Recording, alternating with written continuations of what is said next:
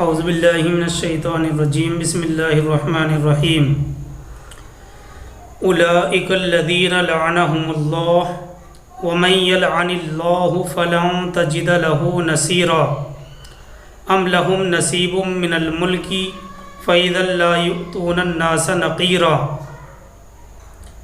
یہ آیت بھی اوپر سے ہی تعلق رکھتی ہے، یعنی یہود کے اس گروہ سے تعلق رکھتی ہے جس نے کفار مکہ کے پاس آ کر نبی صلی اللہ علیہ وسلم اور صحابہ کے خلاف معاہدہ کیا تھا، اور اس کے بعد اپنی بات منوانے کے لیے انہوں نے کفار اور مشرکین کے معبودوں کو سجدہ بھی کیا، اور اس کے بعد اس بات کی انہوں نے گواہی بھی دی کہ نبی صلی اللہ علیہ وسلم اور ان کے صحابہ کے مقابلے میں یہ لوگ یعنی کفار مکہ زیادہ ہدایت پر ہیں۔ اللہ تبارک و تعالیٰ نے ان لوگوں کی مذمت کو بیان کیا تھا، اور اگلی آیت بھی اسی سے متعلق ہے۔ اللہ تعالیٰ فرماتے ہیں، یہ سورہ نساء آیت نمبر 52 چل رہی ہے۔ اس آیت کے الفاظ اس طرح بیان ہوئے ہیں، اولئک الذین لعنهم اللہ ومن یلعن اللہ فلن تجد له نصیرا۔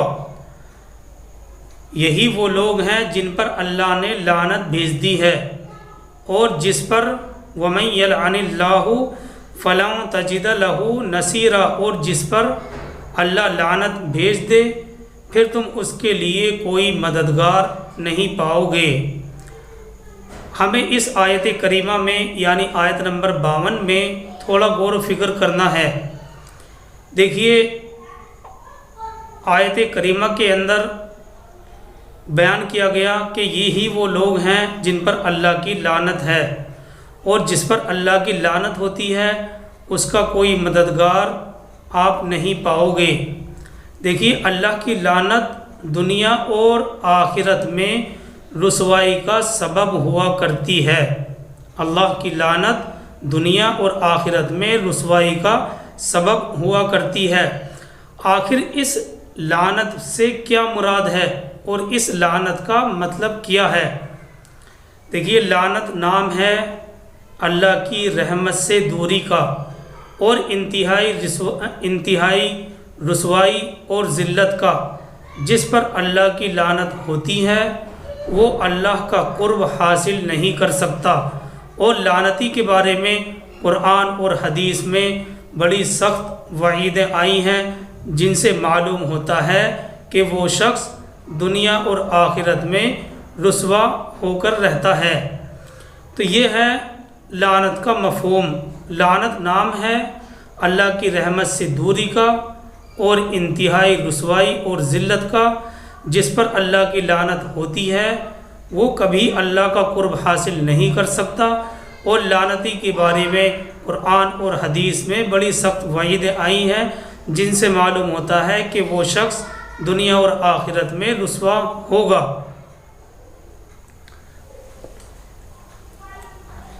اب قرآن اور حدیث کی روشنی میں ہمیں تھوڑا غور کرنا ہے کہ اللہ کی لعنت کے مستحق کون لوگ ہیں۔ اللہ تعالیٰ فرماتے ہیں، وَمَن يَلْعَنِ اللَّهُ فَلَن تَجِدَ لَهُ نَصِيرًا۔ جس پر اللہ کی لعنت ہوتی ہے اس کا کوئی مددگار نہیں ہوتا۔ آخر اللہ کی لعنت کے مستحق کون لوگ ہیں؟ مشکات نے مسلم کے حوالے سے نقل کیا ہے کہ رسول اللہ صلی اللہ علیہ وسلم نے ارشاد فرمایا، جیسے کہ یہ حدیث پہلے بھی کئی بار گزر چکی ہے، سود لینے والے، سود کھانے والے، اس کے لکھنے والے، اس کی گواہی دینے والے سب پر لعنت کی ہے، اور وہ سب کے سب گناہ میں برابر کے شریک ہیں۔ اللہ کے نبی صلی اللہ علیہ وسلم نے فرمایا، سود لینے والا، سود کھانے والا، اس کو لکھنے والا، اس کی گواہی دینے والا سب پر لعنت کی ہے، اور وہ سب کے سب گناہ میں برابر ہیں۔ ایک دوسری حدیث میں رسول اللہ صلی اللہ علیہ وسلم نے ارشاد فرمایا، ملعون من عمل عمل قوم لوط۔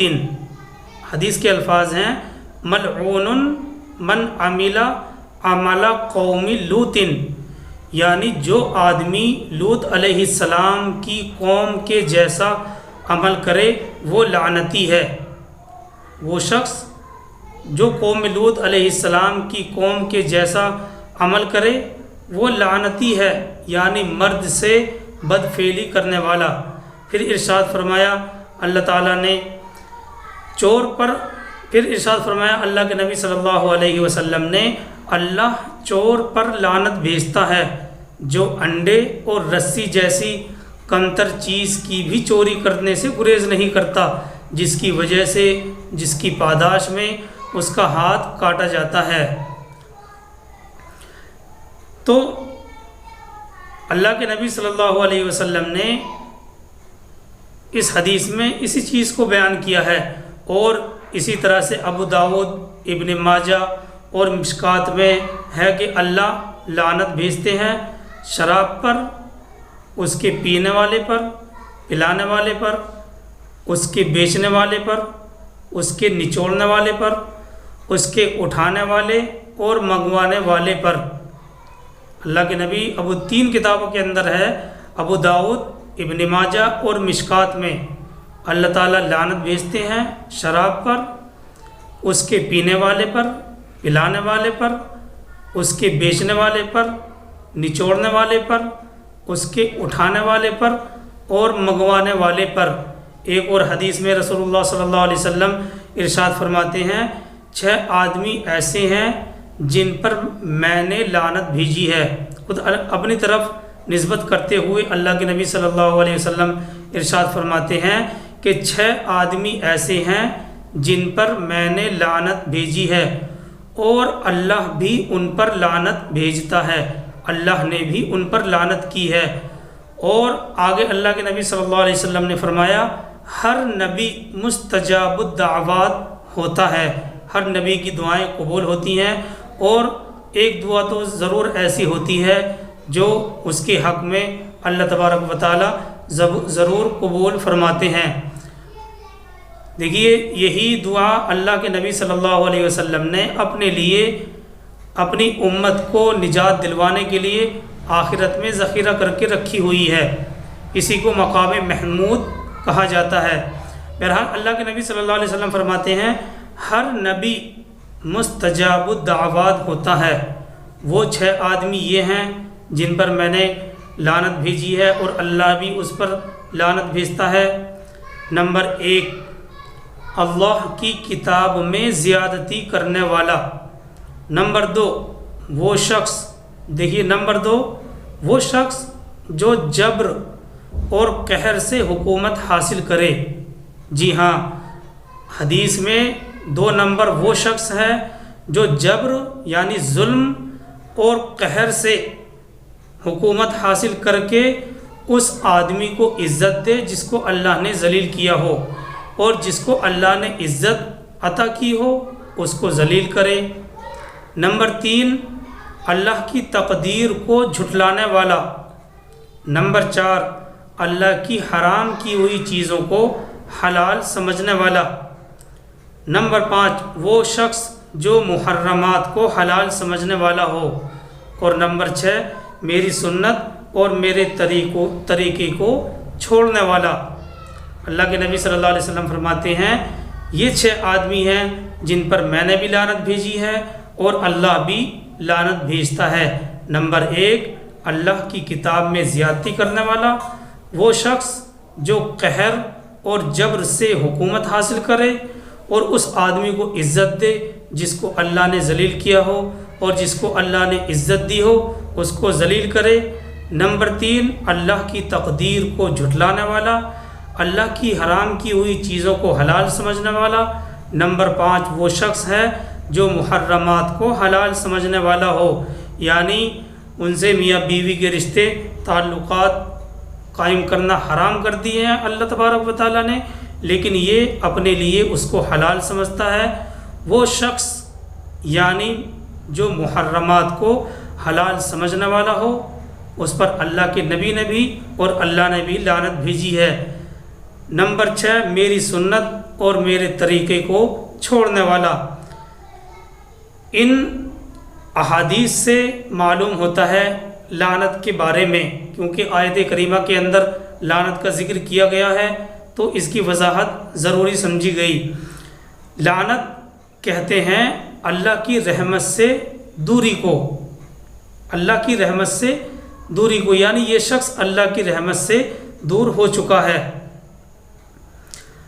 ایک چیز یہاں پر یہ بھی یاد رکھنے کی ہے کہ لعنت کے بارے میں ہمیں یہ بھی یاد رکھنا چاہیے کہ لعنت جس قدر بری چیز ہے اسی قدر اس کے کرنے پر اسلام نے پابندیاں بھی لگائی ہیں۔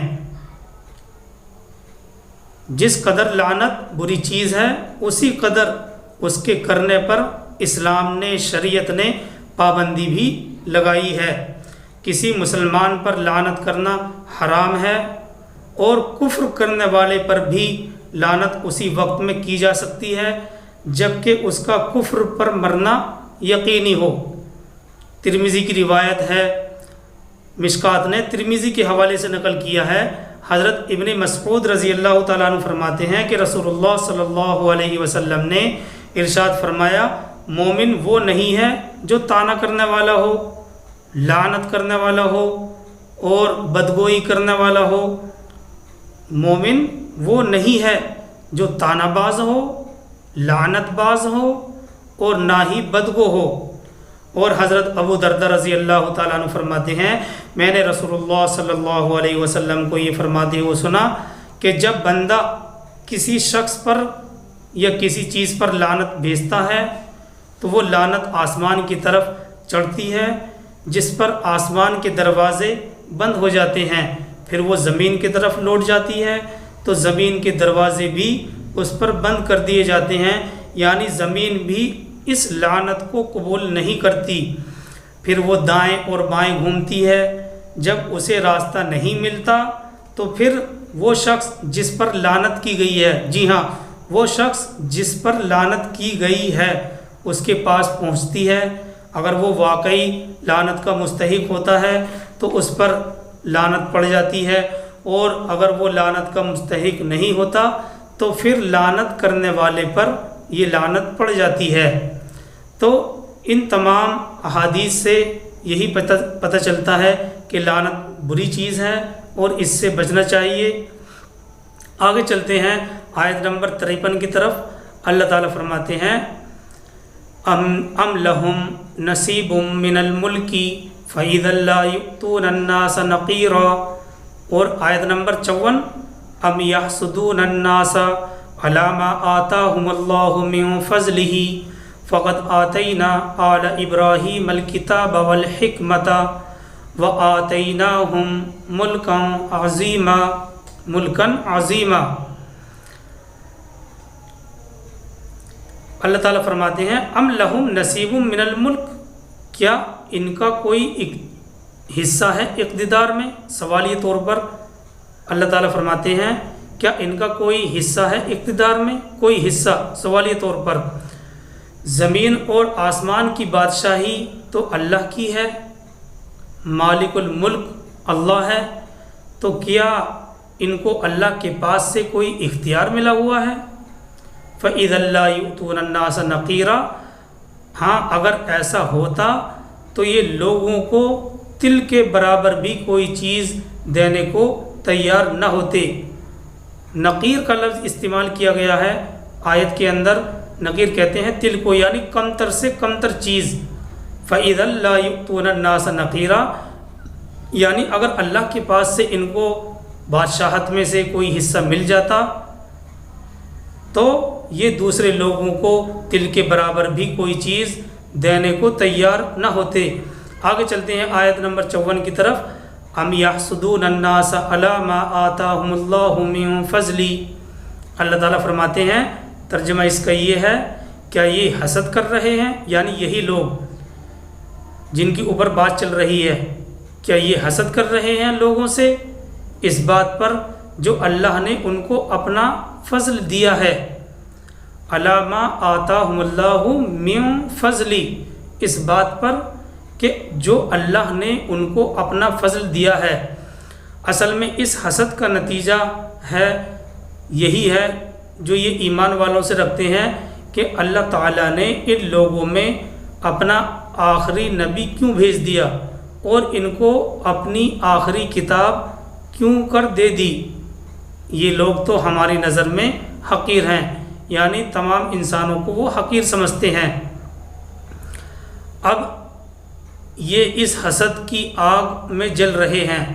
اللہ تعالیٰ فرماتے ہیں ان کی مذمت کرتے ہوئے، فقط آتینا آل ابراہیم الکتاب والحکمہ، تو ہم نے آل ابراہیم کو کتاب اور حکمت عطا کی اور انہیں بہت بڑی حکومتیں عطا کی، یعنی ان کو جو توریت اور انجیل ملی ہے تو ابراہیم علیہ السلام کی نسل میں ہونے کی وجہ سے ہی تو ملی تھی۔ اللہ تعالیٰ فرماتے ہیں تو ہم نے آل ابراہیم کو کتاب اور حکمت عطا فرمائی اور انہیں بہت بڑی حکومتیں عطا کی، یعنی اگر ان کو توریت اور انجیل ملی ہے تو ابراہیم علیہ السلام کی نسل میں ہونے کی وجہ سے ہی ملی ہے۔ تو یہ جو بنو اسماعیل ہیں تو یہ بھی تو ابراہیم علیہ السلام کی نسل سے ہی ہیں، اور مزید یہ کہ بنی اسرائیل کو کتاب اور حکمت الگ الگ ملی تھی، توریت کتاب تھی تو انجیل اس کی حکمت، جبکہ یہاں یعنی قرآن کریم میں کتاب اور حکمت اللہ تبارک و تعالیٰ نے قرآن میں مکمل طور پر ایک ساتھ جمع کر دی ہیں، اور مزید یہ کہ ان کو ملک عظیم دیا تھا، اور اب یہاں ہم ایمان والوں کو اس سے بڑا ملک دیں گے۔ لیس تخلیف سورہ نور میں یہ مضمون تفصیل کے ساتھ آئے گا، وہیں پر انشاءاللہ بیان کیا جائے گا۔ آگے چلتے ہیں آیت نمبر 55 کی طرف۔ فَمِنْهُمْ مَنْ آمَنَ بِهِ وَمِنْهُمْ مَنْ صَدَّ عَنْهُ، پھر ان میں سے کسی نے اس کو مان لیا اور کوئی اس سے ہٹا رہا۔ وَكَفَى بِجَهَنَّمَ سَعِيرًا، اور ایسے لوگوں کے لیے تو جہنم کی بھڑکتی ہوئی آگ ہی کافی ہے، اور ایسے لوگوں کے لیے تو جہنم کی بھڑکتی ہوئی آگ ہی کافی ہے۔ یہ دو آیتیں ہیں ہمارے سامنے، یعنی آیت نمبر 53 اور 54۔ ان دونوں آیتوں کے معرف اور مسائل یہ ہیں کہ اللہ تعالیٰ نے نبی اکرم صلی اللہ علیہ وسلم کو جو علم اور فضل جاہ و جلال دیا تھا اس پر یہودی جلتے تھے۔ ان دو آیتوں میں ان کے اسی حسد اور بغض کی شدید مذمت کی ہے اللہ تبارک و تعالیٰ نے، اور ان کے اس حسد کو نامعقول قرار دیتے ہوئے دو وجہ بیان کی ہیں۔ اس حسد کی دو وجہ بیان کی ہیں۔ ایک وجہ تو سلطنت ہاتھ سے جانے کی وجہ، ایک تو سلطنت ہاتھ سے جانے کی وجہ، دوسری اپنی قوم میں مبعوث نہ ہونے کی وجہ۔ ان آیتوں میں دو وجہ بیان کی ہیں ان کے حسد کی، ایک تو سلطنت ہاتھ سے جانے کی وجہ، دوسری اپنی قوم میں مبعوث نہ ہونے کی وجہ۔ کیونکہ آیت کریمہ کے اندر حسد کا لفظ لایا گیا ہے۔ حسد کس کو کہتے ہیں؟ حسد علامہ نبوی رحمہم اللہ، جنہوں نے مسلم کی شرح کی ہے، حسد کی تعریف انہوں نے کچھ اس طرح سے کی ہے، ان کے الفاظ ہیں: الحسد تمنا زوالا نعمتی، الحسد تمنا زوالا نعمتی۔ مسلم جلد نمبر 2 میں یہ تعریف لکھی ہوئی ہے۔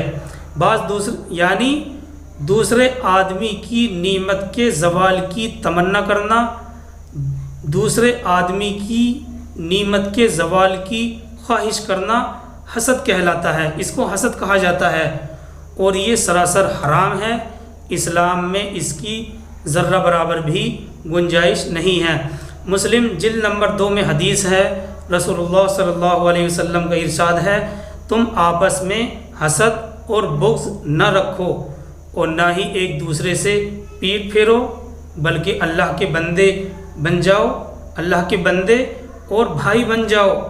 اور یہ بات کسی مسلم کے لیے جائز نہیں ہے کہ وہ کہ وہ اپنے بھائی سے 3 دن سے زیادہ تعلق ختم رکھے۔ مسلم جلد نمبر 2 کی حدیث ہے، رسول اللہ صلی اللہ علیہ وسلم ارشاد فرماتے ہیں کہ تم آپس میں حسد اور بغض نہ رکھو اور ایک دوسرے سے پیٹھ نہ پھیرو، بلکہ اللہ کے بندے اور بھائی بن جاؤ، اور یہ بات کسی مسلم کے لیے جائز نہیں ہے کہ وہ اپنے بھائی سے 3 دن سے زیادہ تعلق ختم کرے۔ اور ابو داؤد کی حدیث میں یہ ہے، آپ نے فرمایا، یعنی نبی صلی اللہ علیہ وسلم نے فرمایا، تم حسد سے بچو، اس لیے کہ حسد نیکیوں کو اس طرح کھا جاتا ہے جس طرح آگ لکڑی کو کھا جاتی ہے۔ یہ ابو داؤد کی حدیث ہے۔ حدیث کے بعینہ الفاظ اس طرح ہیں، فَإِنَّ الْحَسَدَ يَأْكُلُ الْحَسَنَاتِ كَمَا تَأْكُلُ النَّارُ الْحَطَبَ، یعنی حسد نیکیوں کو اس طرح کھا جاتا ہے جس طرح آگ لکڑی کو کھا جاتی ہے۔ اس حدیث میں یہ الفاظ وارد ہوئے ہیں، اور مشکات کے حوالے سے احمد اور ترمذی کی روایت ہے، حضرت زبیر رضی اللہ تعالیٰ عنہ سے مروی ہے، رسول اللہ صلی اللہ علیہ وسلم نے ارشاد فرمایا، تمہاری طرف بھی پہلی قوموں کا مرض چپکے سے چل پڑا ہے، تمہاری طرف بھی پہلی قوموں کا مرض چپکے سے چل پڑا ہے، اور وہ حسد ہے، اور بغض ایسی خصلت ہوتی ہے جو مونڈنے والی ہوتی ہے۔ بغض ایسی خصلت ہوتی ہے جو مونڈنے والی ہوتی ہے۔ اللہ کے نبی صلی اللہ علیہ وسلم نے فرمایا، میں یہ نہیں کہتا کہ وہ بالوں کو مونڈتی ہے، بلکہ دین کو مونڈ دیتی ہے۔ بہرحال یہ تعلیم ہمیں ان دونوں آیتوں سے ملتی ہے، یعنی سورہ نساء آیت نمبر 53 اور 54، اور اس تعلیم سے معلوم ہوتا ہے کہ حسد چاہے دنیاوی کمال کے اعتبار سے ہو، دنیاوی کمال پر ہو یا آخرت کے کمال پر ہو، دونوں طرح کا حسد جائز نہیں ہے، اسلام میں اس کی گنجائش نہیں ہے۔ اللہ تعالی ہم سب کو عمل کی توفیق عطا فرمائے۔ سبحان اللہ و بحمدہ، سبحانک اللہم و بحمدک، ونشہد ان لا الہ الا انت، ونستغفرک ونتوب الیک۔ سبحان ربک رب العزۃ عما یصفون، وسلام علی المرسلین، الحمد للہ۔